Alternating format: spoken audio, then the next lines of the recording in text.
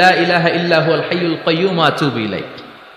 বিশ্বনবী বলেন এই ইস্তেগফারটা যদি কেউ পড়ে, আত-তাওয়াল্লি মিন ইয়াউমিজ যাহাফ, যুদ্ধের ময়দান থেকে পালিয়ে আসা কবিরা গুনাহ। কি গুনাহ? কাফেরদের সাথে যুদ্ধ, আমি তাগড়া যুবক, তলোয়ার নিয়ে নেমেছি, আমার দেহের এক ফোঁটা রক্ত থাকা পর্যন্ত আমি যুদ্ধ চালিয়ে যাব, আমি ফিরে আসতে পারবো না, আইনটা কার? ফিরে আসলে কবিরা গুনাহ। বিশ্বনবী বলেন যুদ্ধের ময়দান থেকে ফিরে এসেছে এরকম কবিরা গুনাহ অবলম্বনকারীও যদি আস্তাগফিরুল্লাহ আল্লাযী লা ইলাহা ইল্লা হুয়াল হাইয়ুল কাইয়্যুম ওয়া আতুবু ইলাইহি পড়ে, ওই কবিরা গুনাহকারীকেও ক্ষমা করে দিবে কে? পড়তে রাজি আছেন তো? সাইয়েদনা আবু বকর বললেন, ইয়া রাসূলুল্লাহ আল্লিমনি দুআআন আদউ বিহি ফি সালাতি, এমন দোয়া আপনি আমারে শিক্ষা দেন যেই দোয়াটা আমি নামাজে পড়তে পারি। বিশ্বনবী বললেন, পড়ো আল্লাহুম্মা ইন্নী যালামতু নাফসি যুলমান কাসীরান ওয়া লা ইয়াগফিরুয যুনুবা ইল্লা আনতা ফাগফিরলি মাগফিরাতাম মিন ইনদিক ইন্নাকা আনতাল গফুরুর রহিম। সুবহানাল্লাহ পড়েন। এটাও ইস্তেগফার। আমরা এটার বলি দোয়া মাসুরা, সালাম ফেরানোর আগে পড়ি না? যেখানেই ক্ষমা চাওয়ার কথা আছে ওইটারই কি বলে?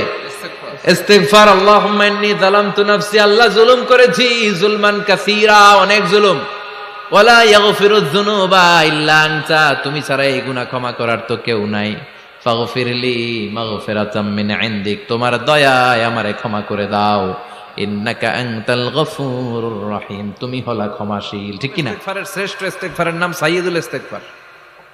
যত ইস্তেগফার হতে পারে এর মধ্যে সবচেয়ে শ্রেষ্ঠতম ইস্তেগফার নাম কি? কথা কন। বুখারীর বর্ণনা, শাদ্দাদ ইবনে আউস রাদিয়াল্লাহু তাআলা আনহু বর্ণনা করেন, এই সাইয়্যিদুল ইস্তেগফার দিনের বেলা যে পড়বে ওই দিনে মারা গেলে সে জান্নাতি। এই সাইয়্যিদুল ইস্তেগফার রাতের বেলা যে পড়বে ওই রাতে যদি ইন্তেকাল হয় ওই লোকটা জান্নাতি। মুখস্থ আছে না? জি। কার কার মুখস্থ হাত তুলেন? মাশাআল্লাহ, তাবারাকাল্লাহ, মাশাআল্লাহ, মাশাআল্লাহ।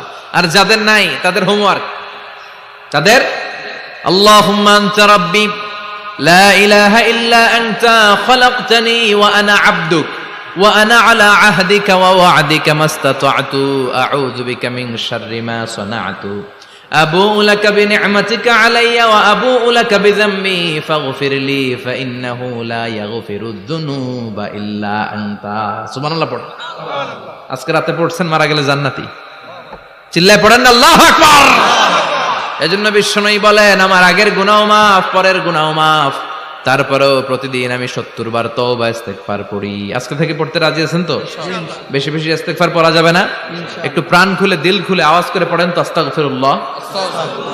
আর জোরে পড়েন আস্তাগফিরুল্লাহ। ডাকলে আপনার ডাকে সাড়া দিবে কে? এজন্য রাব্বুল আলামিন বলেন ফাযকুরুনি আযকুরকুম ওয়াশকুরুলি ওয়ালা তাকফুরুন।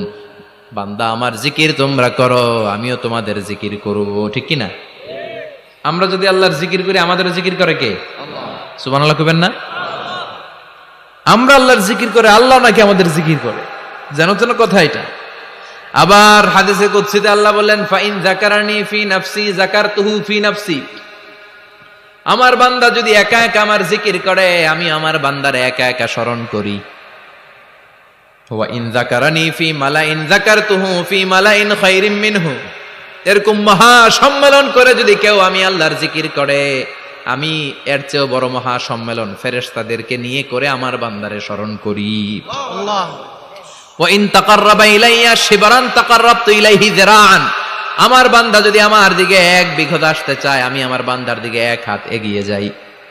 আমার বান্দা যদি আমার দিকে এক হাত আসতে, প্রতিদিন নামাজের আগে যে তোমরা ওযু করো, এই ওযুর পরে কেউ যদি পড়ে আশহাদু আল্লা ইলাহা ইল্লাল্লাহ ওয়া আশহাদু আন্না মুহাম্মাদান আবদুল্লাহি ওয়া রাসূলুহু, ওযুর পরে এই দোয়াটা প্রতিদিন যে পড়বে কিয়ামতের দিন 8টা জান্নাতের যে কোনো দরজা দিয়ে ঢোকার অনুমতি ওই বান্দাকে আল্লাহ দিয়ে দিবে।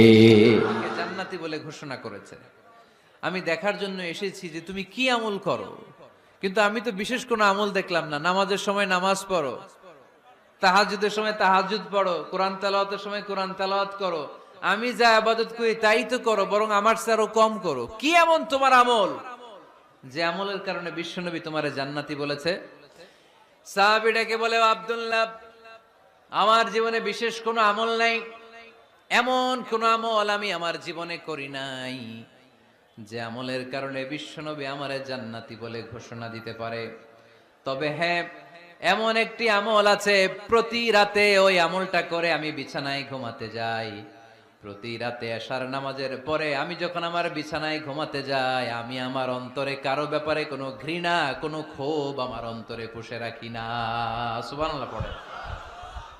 কোনো ক্ষোভ, কোনো ঘৃণা